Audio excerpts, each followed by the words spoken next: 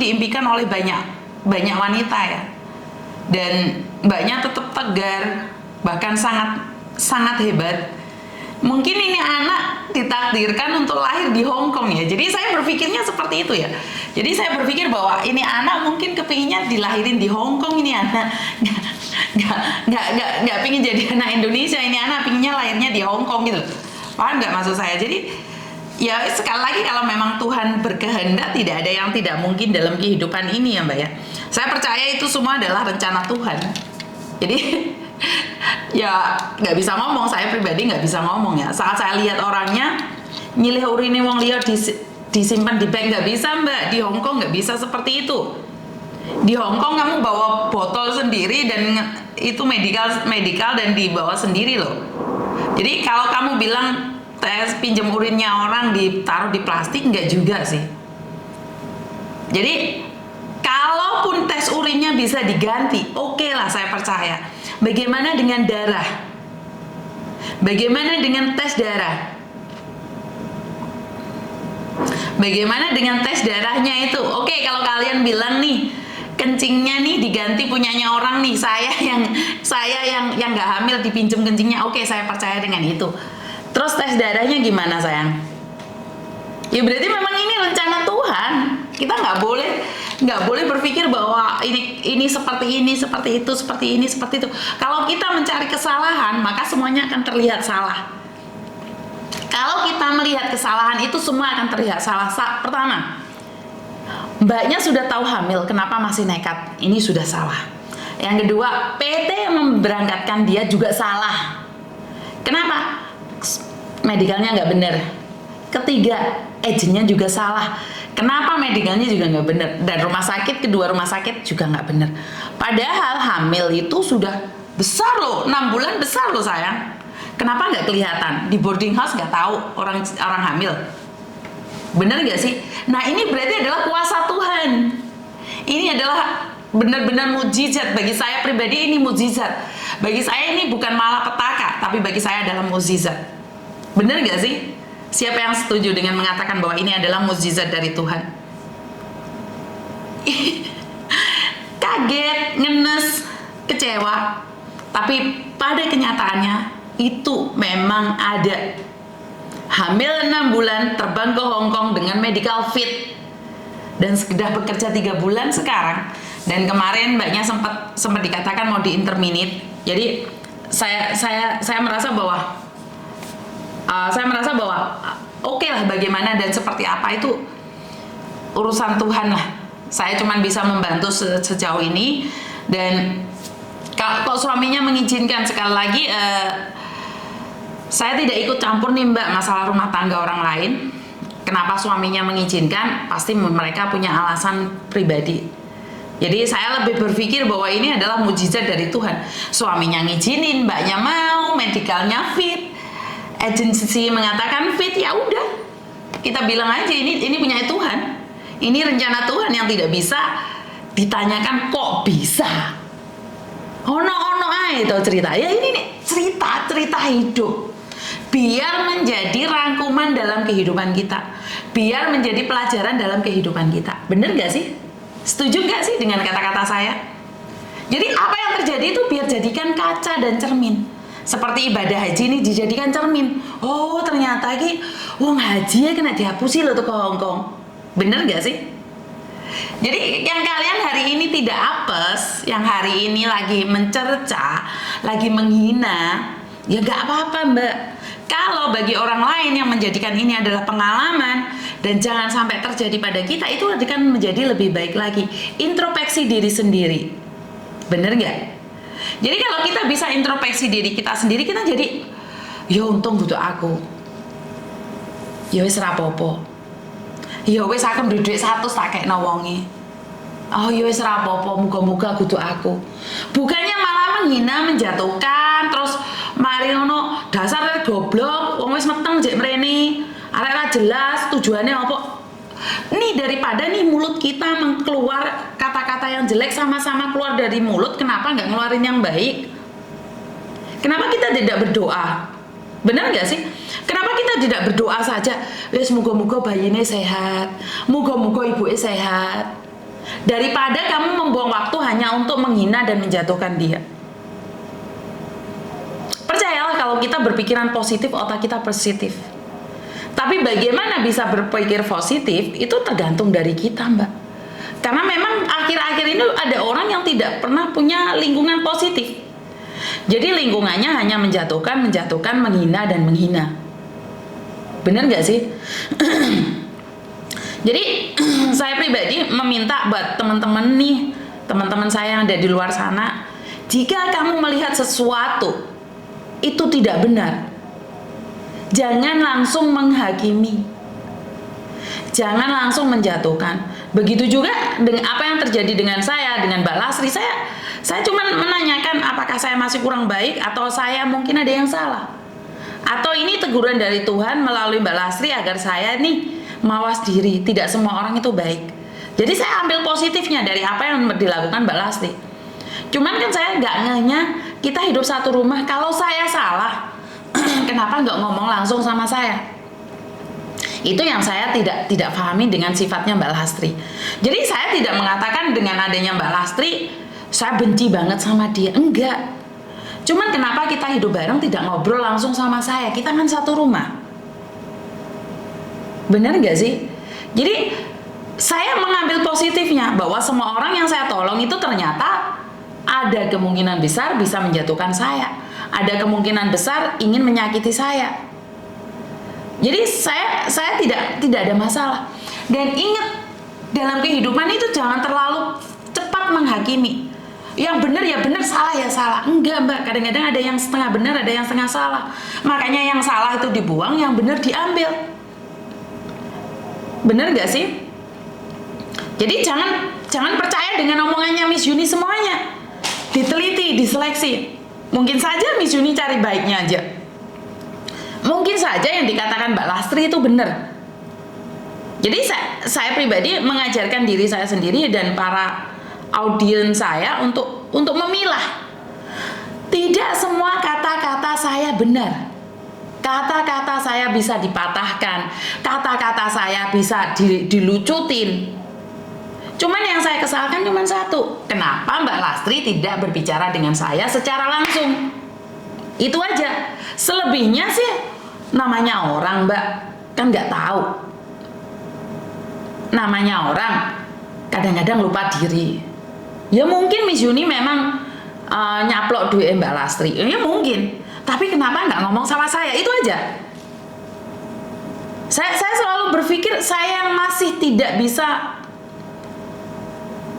berdamai itu, ya Tuhan, hidup bareng kok nggak ngomong sih? Haruskah ngomong pada orang lain? Loh, kalaupun saya salah itu kan ya wajar toh, saya itu manusia. Iya kan? Jadi begitu juga saat saya menerima masalah, saya itu tidak langsung menghakimi. Walaupun saya menerima curhatan tuh kadang-kadang sampai ada yang halu, ada yang menurut pendapat saya itu sudah nggak jelas. Tapi kenapa saya mendengarkan? Bukan saya bodoh, Mbak. Tapi saya ingin mengatakan bahwa kamu itu masih ada orang yang dengerin. Ngomong aja. Tapi ingat, tidak semua orang percaya dengan omonganmu. Bener nggak sih? Jadi saat orang berbicara, saya sudah tahu nih orang ini bohongin saya, tapi saya tetap akan mendengarkannya. Karena di sini saya selalu bilang, ini adalah curhatan. Siapapun berhak ngomong. Bener nggak? Dan uang yang kalian titipkan pada saya, Pak Delen di sebelah, uang yang kalian titipkan ke saya, tidak semuanya saya salurkan di waktu yang sama. Karena saya tahu, saya akan memilah dengan filter saya. Ya kalau saya salah, diingatkan. Bener nggak sih? Jadi kalau saya nggak bener, ingatkan. Bukan mengeritik tanpa solusi. Wah, ini kritikin aku, Mbak, tapi kasih aku solusi. Lek ini gak bener, Miss. Harusnya seperti ini. Bunda, terima kasih pagi-pagi udah nyawer. Jadi, lek saya salah itu ingatkan. Saya selalu bilang ingatkan. Dan satu lagi, seperti kejadian kemarin yang ada di Malaysia, mungkin saya sudah mengatakan berkali-kali ya. Kejadian yang ada di Malaysia kemarin itu bagi saya pribadi itu sangat mengenaskan sekali.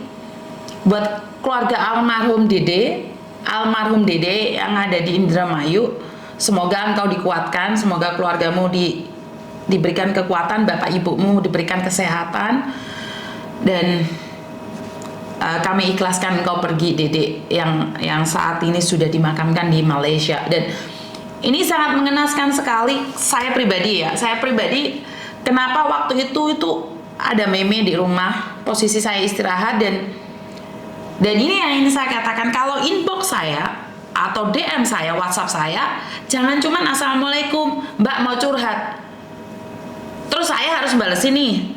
Curhat apa Mbak? Kan ya enggak juga. Sebenarnya nih kalau DM saya atau SMS saya, inbox saya, langsung ngomong, Mbak Yuni, saya ada masalah ini dengan bukti-buktinya. Jadi saat saya buka HP, saya pelajari, oh saya paham, makanya saya telepon balik. Tapi kalau sampean cuma SMS, Mbak assalamualaikum, lah terus piye? Oke, sing assalamualaikum, bukan saya tidak ingin jawab, karena masih banyak yang penting. Dan ini cerita dari Malaysia. Saat saya buka inbox, ada screenshotan mengatakan bahwa ada yang meninggal di Malaysia, dan saya tidak meninggalkan nomor ya. Akhirnya saya screenshot, saya masukkan di media sosial saya, dan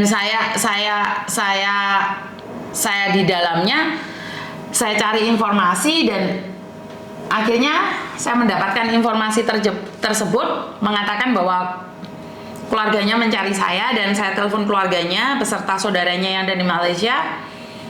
Yang sangat menyedihkan adalah saat saya tahu saudara Dede ini sudah meninggal 3 hari itu, tapi belum bisa dimakamkan karena terkendala oleh uang. Jadi terkendala oleh uang. Jadi tidak bisa dimakamkan karena terkendala oleh uang. Ini sangat mengenaskan sekali. Banyak orang bilang bahwa uang tidak dibawa mati. Bener nggak sih? Banyak orang berbicara bahwa uang tidak dibawa mati. Iya, saya tahu. Tapi bagaimana dengan kejadian saudara kita Dede ini? Nggak ada uang, nggak dimakamkan. Padahal keluarganya nih sudah minta bantuan kemana-mana. Dan di hari itu bukan uang saya, Mbak. Itu bukan uang saya. Itu uang yang kalian titipkan pada saya. Uang-uang yang kalian titipkan pada saya, di mana uang itu saya sampaikan. Jadi cuman kurang 2 juta aja, itu pun tidak bisa dimakamkan. Betapa sedihnya keluarga.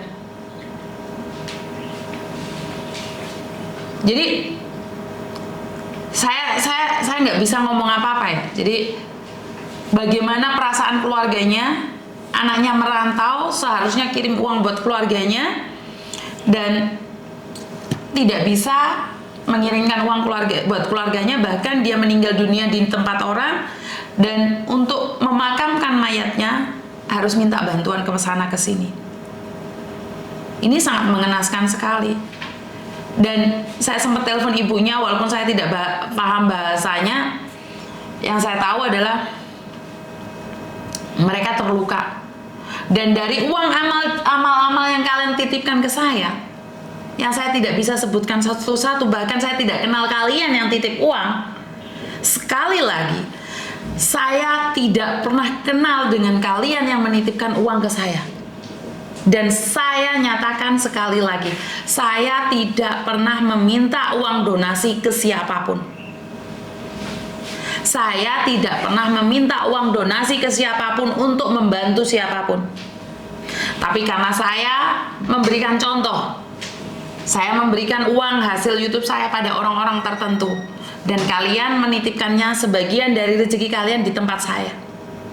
Saat saya mendengar saudara Dede almarhum meninggal dunia dan belum dimakamkan hanya karena uang 2 juta, maka uang itu saya salurkan di hari yang sama. Jadi saya lupa jam berapa, tapi setelah itu saya kirimkan. Karena cuma kurang 2 juta, dan yang 1 juta saya berikan pada keluarganya agar buat selamatan 3 harinya.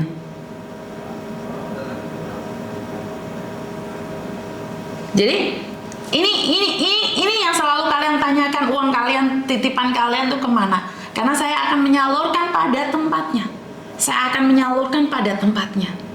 Jadi buat teman-teman nih, kalau uangnya kelebihan ada di saya, kalau uang kalian nih dititipkan ke saya dan kalian tidak ikhlas, Saya katakan sekali lagi, jika kalian uangnya tidak ikhlas diberikan ke saya, kapanpun kalian minta balik uang itu, saya akan kembalikan. Ya, jadi kapanpun kalian minta uang itu kembali, saya kembalikan. Karena uang itu adalah uang amanah. Sungguh dosa saya jika saya tidak menyampaikannya. Jadi saya akan mengembalikan uang kalian yang kalian titipkan ke saya kalau kalian merasa saya tidak amanah. Ya. Jadi kalau kalian merasa tidak amanah, tolong jangan kasih saya dosa yang lebih ya. Jangan tambahi saya dengan dosa yang tidak saya sengaja. Dengan menitipkan uang ke saya itu adalah beban dan dosa, Mbak. Jadi tolong berikan pada saya. Kembalikan, saya kembalikan. Yang kalian berikan pada saya akan kembalikan. Ya, jadi buat kemarin nih, buat mbak-mbaknya yang sudah titip uang ke saya, disuruh kasihkan ke Mbak Lastri, dan saya tidak tahu siapa yang nitip, tolong tembusin saya, Mbak. Saya tidak ingin uang ini menjadi malapetaka bagi hidup saya. Saya tidak ingin memakan uang orang lain dan akan menjadikan karma dalam keluarga saya. Jadi saya mohon nih, biar saya tidak kebeban dosa. Siapa yang telah menitipkan uang pada saya untuk diberikan pada Mbak Lastri dan saya tidak menyampaikannya, tolong beritahu saya agar uang ini saya kembalikan, agar uang ini tidak menjadi beban saya saat saya meninggal dunia. Biar saya tidak ditanya Tuhan, kenapa kamu ambil uang sumbangan ini? Jadi tolong ya, saya minta tolong buat mbak-mbaknya yang nitip uang ke saya dan sudah diberikan kepada saya dan sampai yang tidak ikhlas, boleh diambil. Bisa difahami? Ngerti ya Mbak ya? Jadi saya tidak marah nih. Kalau kemarin saya sempat kecewa, marah, emosi, tapi hari ini saya katakan tidak.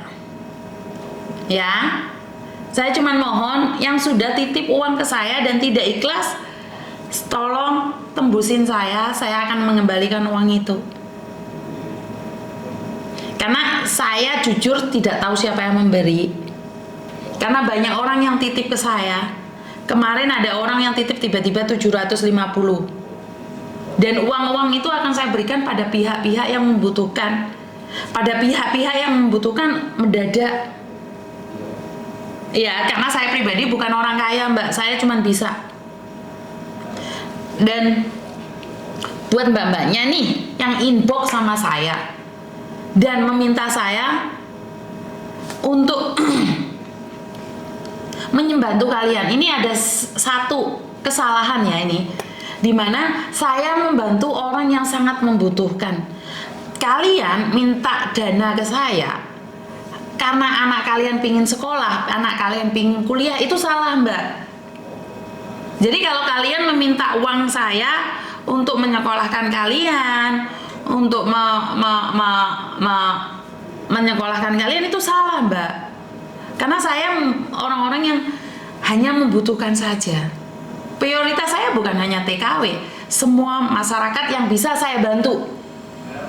Tapi bukan berarti nih kalian operasi hidung, terus hidungnya menceng, terus kalian minta uang ke saya untuk operasi balik.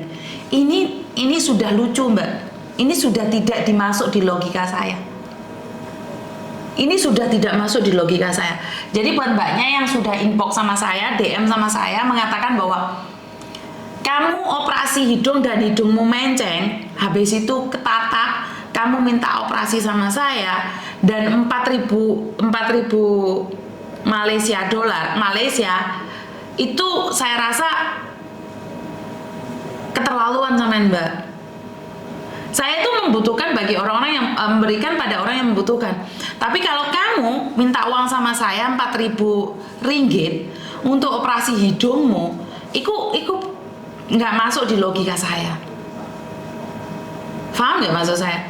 Jadi di logika saya nih, saya membantu orang yang membutuhkan, tapi lek irungmu ku menceng karena kamu operasi, bukan kesalahan saya, Mbak. Paham nggak maksud saya? Dan sekali lagi nih, gigimu protol, terus mari ngono kamu minta uang ke saya untuk operasi gigi, kuwi ya salah, Mbak. Tidak seharusnya. Paham nggak maksud saya? Jadi bedakan antara yang sangat membutuhkan dan yang membutuhkan. Bagi saya nih, kalau operasi hidungmu dan gigimu itu butuh, tapi kan tidak sangat membutuhkan, Mbak. Kamu masih bisa makan kok dengan gigimu. Jadi ini beda, ini kasusnya sudah beda. Dan apakah kamu tega minta uang sumbangan sama pembantu yang tiap hari ngosek WC? Karena uang saya itu hasilnya orang-orang ngosek WC. Jadi saya melihat bahwa kalau saya bantu orang itu sudah enggak. Kalian mintanya enggak di jalur, Pak. Sungguh tidak pantas seandainya screenshotan kalian saya up. Itu seolah-olah saya membunuh karakter. Jadi kalau kalian tiba-tiba seperti itu, ya ojo noreng ngono ki garane aku males buka info kan ngene iki to. Aku gak kepingin buka SMS karena kayak gini. SMS ku sampai 15.000. Ya piye aku iki lete buka lah isine kaya ngono kuwi. Bener gak? Jadi antara yang benar-benar membutuhkan sama orang yang cuman main-main saja, saya nggak bisa bedain. Ya. Jadi tolong nih, saya sudah spill tempatnya, yang satu ada di Malaysia, yang satu ada di Singapura. Jadi tolong bedakan antara yang butuh dan yang sangat membutuhkan dan keinginan kalian. Mau pikir aku gak kepingin operasi irung ben mancung? Ya pingin rek, tapi orang ada duit. Masa lek duit sumbangan tak kena wong kayak operasi irung? Bener gak sih? Jadi semakin kesini, semakin kesana itu konten saya semakin gak jelas. Bener gak sih? Lah, kalau kamu mengatakan bahwa orang tidak punya uang, cacat atau seperti apa, atau karena kecelakaan atau apa, saya masih bisa berpikir. Tapi buat operasi gigimu, operasi hidungmu itu udah nggak jalur, Mbak.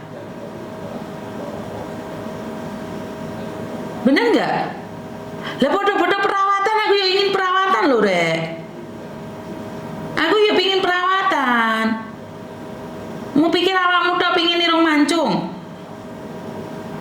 Jadi saya tidak ingin mengupload ini semua, tapi biar jadi pelajaran buat yang lainnya bahwa banyak hal yang tidak perlu kalian meminta bantuan pada orang lain. Bener nggak sih? Jadi sampai saya berpikir, dan Meme kemarin sempat baca, kok nggak bisa masuk akal ya Maya? Bantuannya, minta bantuannya kok nggak masuk akal ya Maya? Jadi ayo kita sama-sama membantu satu sama lain yang membutuhkan. Jadi beda-bedakan antara kebutuhan dan keinginan. Like keinginan, siapa sih nggak pingin ayu? Paham nggak? Jadi uang amanah itu saya sampaikan bagi orang yang sangat-sangat membutuhkan, yang benar-benar membutuhkan, bukan yang asal-asal butuh. Bisa difahami sampai di sini, Mbak?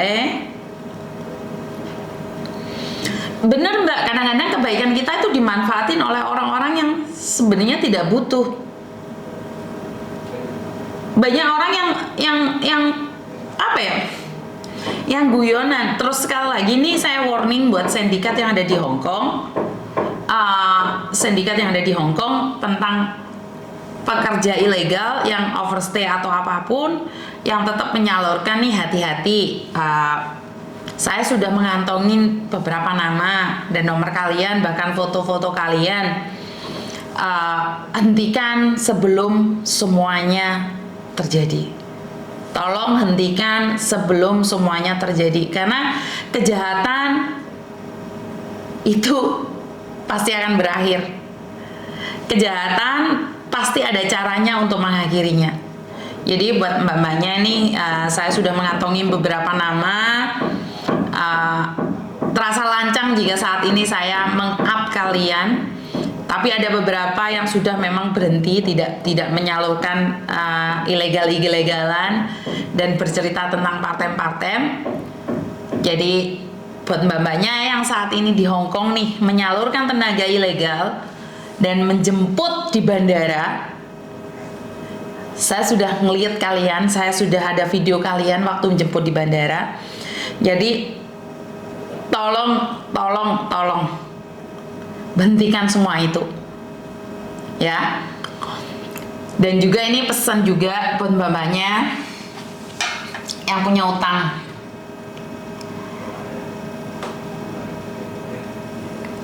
Sekali lagi, utang itu nggak ada solusinya. Utang itu harus dibayar. Bisa difahami? Utang itu harus dibayar. Utang itu nggak ada solusinya. Solusinya adalah berhenti ngutang lagi, bekerja dan dibayar. Dan ingat, kalau kamu sudah punya utang di Hong Kong, jangan ugal-ugalan di Indonesianya, Mbak. Ini sama-sama kerja di Indonesia, di Hong Kong, gaji 4630, gaji sama 4730, gaji 5000. Tapi kenapa yang satunya bisa punya mobil, yang satunya nggak punya mobil? Tetangga akan menilai yang punya mobil itu hidupnya kaya raya dan nyaman serta bahagia. Tapi nggak tahu dalamnya kedel-kedel, doer-doer. Bener nggak sih? Sekarang gaji ini sama nih, gaji itu sama 4630, 4730. Yang satunya sudah bisa beli mobil, yang satunya belum bisa beli mobil. Tetangga akan menilai yang beli mobil itu yang nyaman. Tapi dalam hati mereka nggak ada yang tahu. Siapa tahu yang nggak punya mobil itu lebih bahagia karena nggak usah mikirin utang. Siapa tahu yang punya mobil itu tiap hari bertengkar suami istri, bahkan terjadi perselingkuhan, KDRT. Karena ati karep bondo cupet. Ati karep bondo cupet. Bener gak sih? Jadi hati ini itu mau ini itu. Tapi sebenarnya nggak ada. Jadi nih kalau penonton saya orang-orang Indonesia, saya jelaskan sekali lagi. Jangan terlalu cepat menilai tetanggamu yang ada di depan rumahmu, di belakang rumahmu. Mereka kerja berapa tahun sudah kaya raya. Lah si Markona kayak kerja kok ora sugih-sugih, si Juni kayak kok gak iso tuku mobil. Yo lihat, wong gajinya sama. Bener gak sih? Kadang-kadang tonggo gak iso tuku apa-apa sampean iki ya wis ngelong-ngelokne lho, Mbak. Jan pedese Lombok gak sepiro pedese omongane tonggo iki lho. Ya Tuhan, tonggo nih iso mingket diluk nas bingung. Bener gak sih? jadi tonggo tolong. Saiki iki wis mulai zamane berubah buat para tetangga. Mereka itu lebih mementingkan liburan ke luar negeri dibandingkan kenal karo tanggo. Rumah semakin besar tapi nggak ada anaknya, nggak ada orangnya. Bener gak sih? Bener gak sih saya ngomong kayak gitu? Rumah sekarang kan gede-gede ya, tapi nggak ada anaknya, nggak ada orangnya. Teknologi semakin hebat, tapi otak semakin kotak. Bener? Pendidikan tinggi, tapi nggak punya pribadi, nggak ada sopan santun, nggak ada adab. Ilmunya tinggi-tinggi. Bener nggak?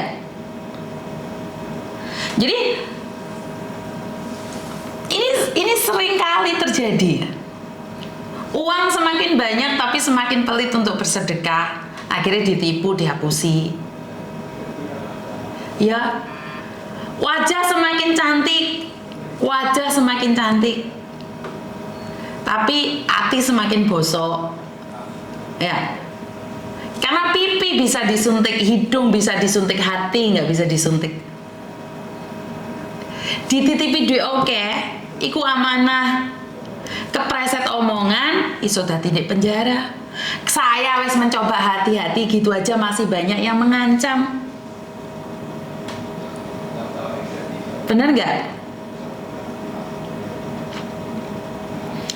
Jadi fenomena-fenomena seperti ini yang membuat saya ngeri-ngeri sedap.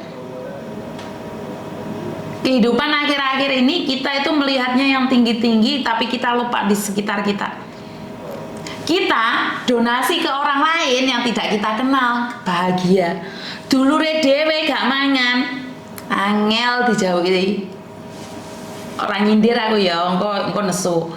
Maksud saya itu banyak orang memberikan donasi pada orang lain, tapi giliran saudara sendiri atau ponakan butuh ora dikei. Tapi kadang-kadang ponakan dulur iki lek dikei yo nganyelne ati. Ngono piye ya, aku dhewe yo bingung lek ate nggih quote hari ini. Hah? Dikei ati ngrempelo.其實馬上要好快飛喎，你問佢，因為佢唔得啊。個僱主唔係香港啊。講俾佢聽。Jadi ya seperti itu. Saya cuma menasehati aja. Yo donasi ke saya boleh, tapi jangan lupa sama tetanggamu, sama dulurmu. Ya pernah. Donasi mbak aku rajin tapi nek tonggomu jahat yo rapi. Ya. Jadi kadang-kadang dulur yang greget nih, duit dadi dulur lek ra duit tinggal minggat. Ya wes repotan. Tapi saya cuma pingin bilang bahwa ilmu semakin tinggi tidak ada jaminan bahwa seseorang itu semakin baik. Kadang-kadang pinter keminter, sugih kemelinti. Benar nggak? Jadi saya pribadi cuma mengingatkan dan jangan selalu mengatakan bahwa ini pasti benar, ini pasti salah. Tidak. Ada nih satu media sosial yang ada di Indonesia itu tentang perseteruan aja yang diajarkan, yang jelek aja ya jangan dilihat. Tapi saat mereka menyiarkan yang baik ya dilihat. Benar nggak sih? Terus selalu menghina orang lain. Ono wong menghina orang lain dok.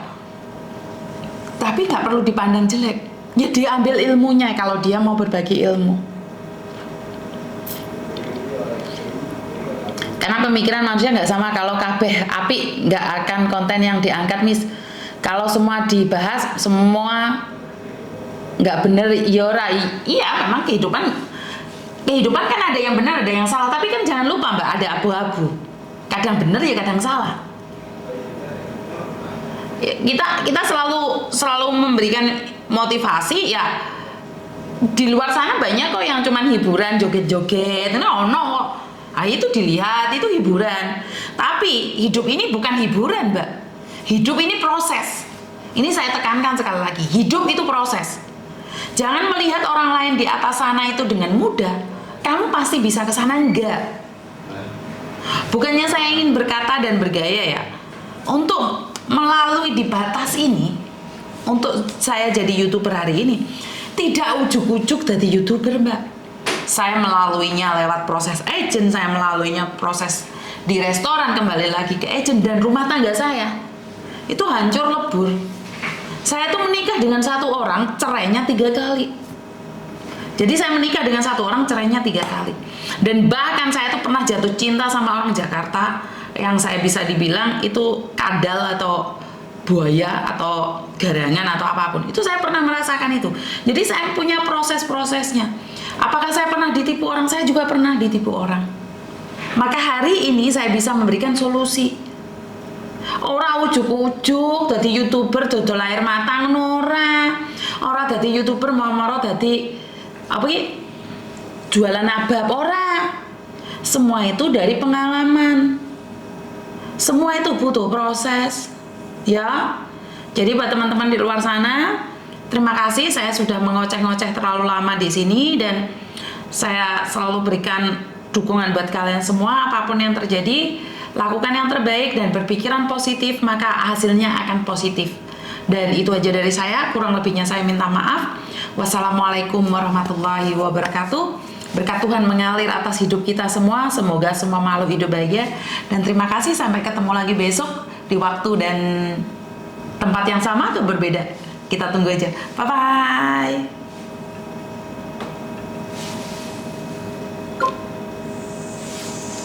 好似人哋呃錢，邊個啊？你香港嗰啲呃錢喎，又有呃香港呃佢哋錢，佢韓國呃，電話啊，跟住咧，Alipay 嗰啲啊，跟住咧，跟住依家 send 咯，我而家睇緊，唔知做乜嘢。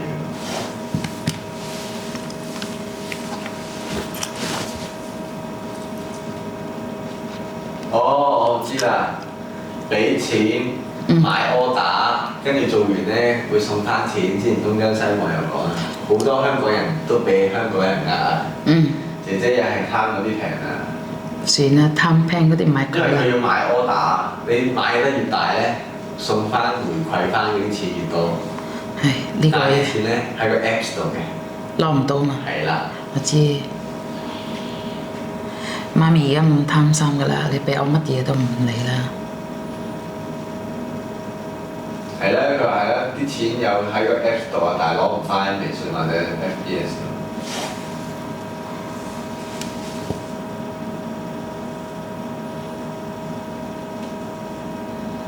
2萬幾喎呢個，哇！啲姐姐幾有錢。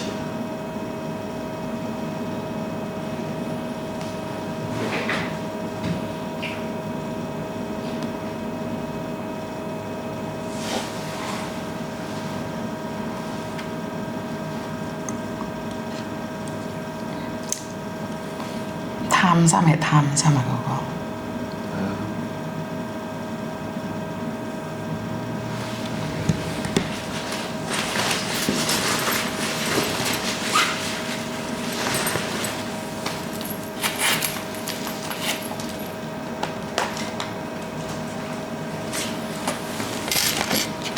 幾時你快啲申請你嗰啲。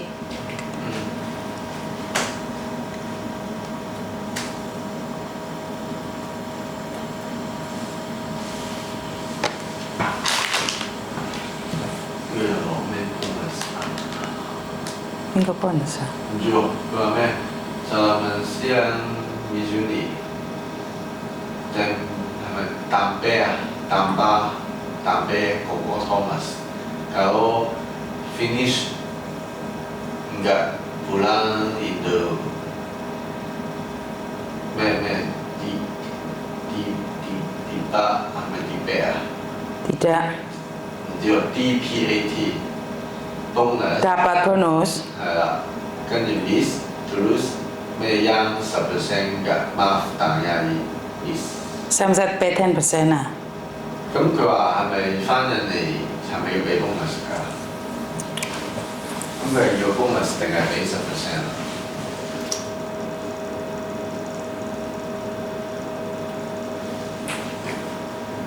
？Kalau yang maaf Mbak, di tempat kita nggak ada bonus-bonusan. Jadi kalau pulang Indonesia tuh sama aja bayar 10%. Sorry ya. Kalau cari bonus kayaknya di agent lain banyak loh Mbak. Makasih. 係咯，佢要 bonus 啊嘛。要 bonus 要翻1年蚊俾叫佢就喺第二個咯。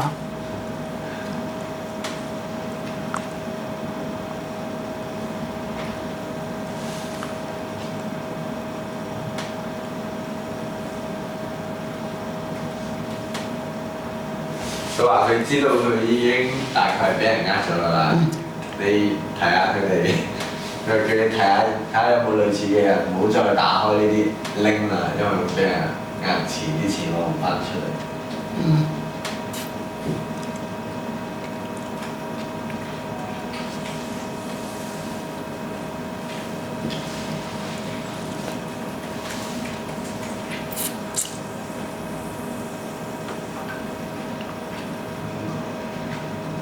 我哋嗰啲 block 乜 block 幾多啊？嗰個嚇？興經嗰啲 block 幾多？有一嚿啊！我哋唔知 block 幾多顯人。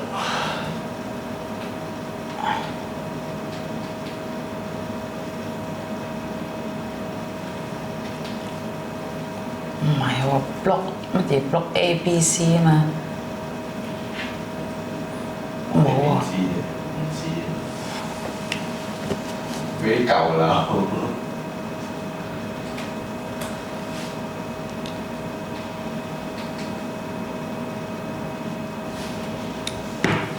晚翻個 Google 啦。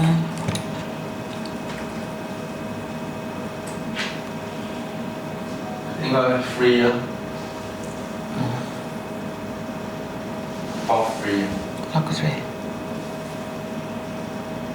42個 Pro。哇！點解唔可以嘅？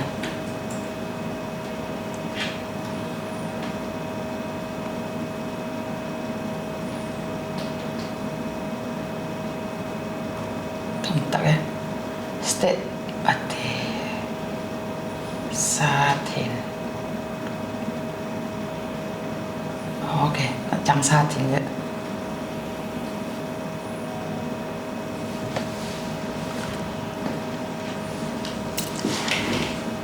Halo. Halo. Halo, selamat pagi.